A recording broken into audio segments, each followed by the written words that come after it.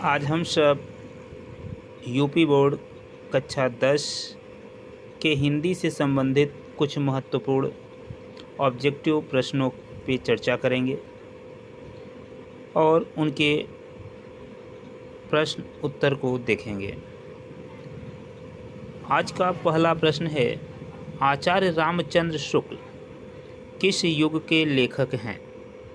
तो इसका सही जवाब होगा आचार्य रामचंद्र शुक्ल शुक्ल युग के लेखक हैं। शुक्ल जी के नाम से ही शुक्ल युग का पता चलता है।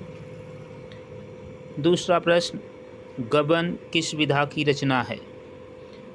तो गोदान, गबन, कर्मभूमि, रंगभूमि ये सब मुंशी प्रेमचंद्र जी की रचनाएं हैं, जिसमें गबन एक उपन्यास है।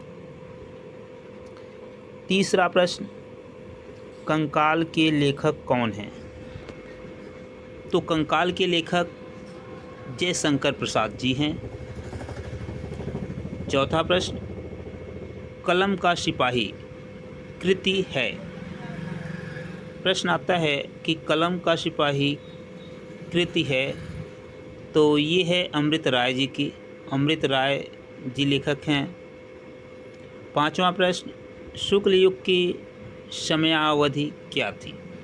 तो शुक्ल युग की जो समयावधि है वह है 1999 ईस्वी से 1938 ईस्वी तक।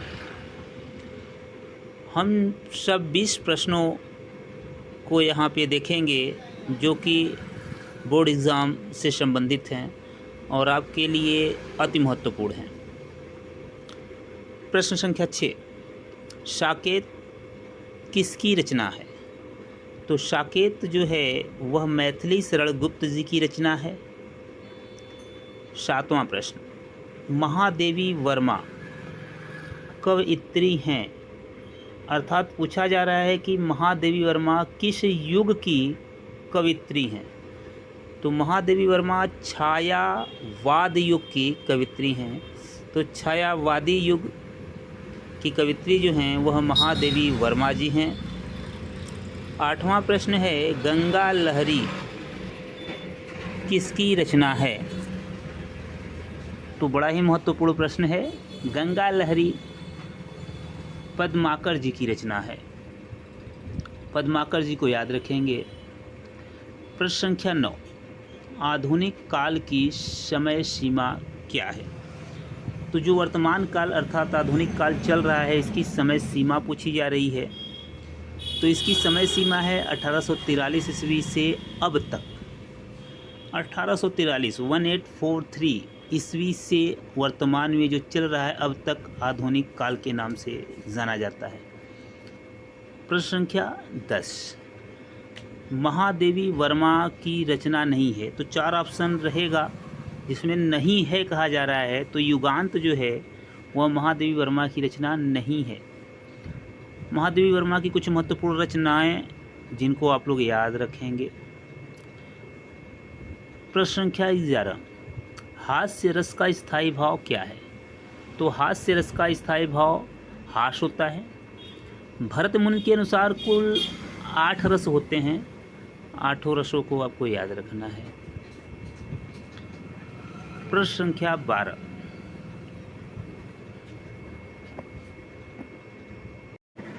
प्रश्न संख्या 12 है, पीपर पात सरिस मन डोला उपयुक्त पंक्ति में अलंकार है।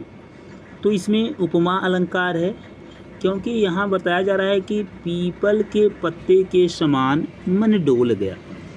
उपमा दी जा रही है पीपल के पत्ते से, इसलिए यहाँ उपमा अलंकार होगा। प्रश्न संख्या 13, सोरठा छंद में कितने चरण होते हैं? तो सोरठा छंद में 4 चरण होते हैं। दोहा, सोरठा, चौपाई में 4 चरण होते हैं। प्रश्न संख्या 14, उपदेश शब्द में प्रयुक्त उपसर्ग है। तो उपदेश में उपसर्ग प्रयुक्त हुआ है। किसी भी शब्द में पहले लगने वाले जो शब्द होते हैं वह उपसर्ग होते हैं और बाद में आने वाले शब्द प्रत्यय होते हैं। प्रत्यय के कितने भेद हैं? प्रश्न संख्या 15 पूछा जा रहा है कि प्रत्यय के कितने भेद होते हैं?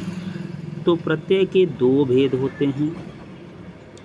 16 नंबर प्रश्न, हानि लाभ में समास है, तो हानि लाभ, बीच में डैश का चिन्ह लगा हुआ है, तो यह बताता है कि इसमें द्वंद्व समास है।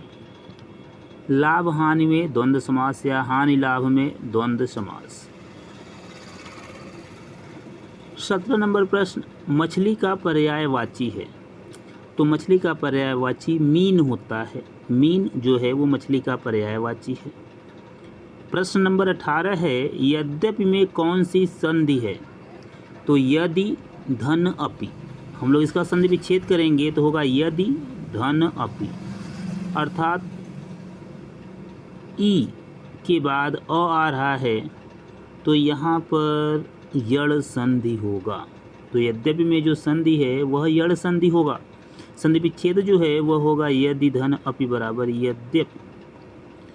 प्रश्न संख्या 19 की बात की जा रही है कि मधु शब्द का द्वितीय विभक्ति बहुवचन रूप है। तो मधु शब्द अर्थात मधु का रूप आपको याद होना चाहिए। तो मधु शब्द का द्वितीय विभक्ति बहुवचन का रूप जो है वह मधुनी होता है। 20 प्रश्नों की श्रृंखला हम लोग देखेंगे। आगे इसी प्रकार से 20 प्रश्नों की श्रृंखला चलती रहेगी और हिंदी के ऑब्जेक्टिव प्रश्नों को पूर्णतः आपको याद करा दिया जाएगा, जो भी बोर्ड एग्ज़ाम में विगत वर्षों में पूछे गए हैं। तो इसी प्रकार से आप सभी क्लास को बड़े ही ध्यानपूर्वक देखें और सभी प्रश्नों को नोट्स कॉपी बना के अच्छे से उसमें लिख के याद करें। आज का अंतिम प्रश्न है, पठेताम धातु का वचन एवं पुरुष है। तो पठेताम धातु का वचन एवं पुरुष, तो वचन तो आपका प्रथम और द्वितीय तृतीय 3 वचन होते हैं, जिसमें यह द्विवचन है और प्रथम पुरुष है। प्रथम पुरुष द्विवचन का रूप होगा। अन्य वर्णात्मक प्रश्न भी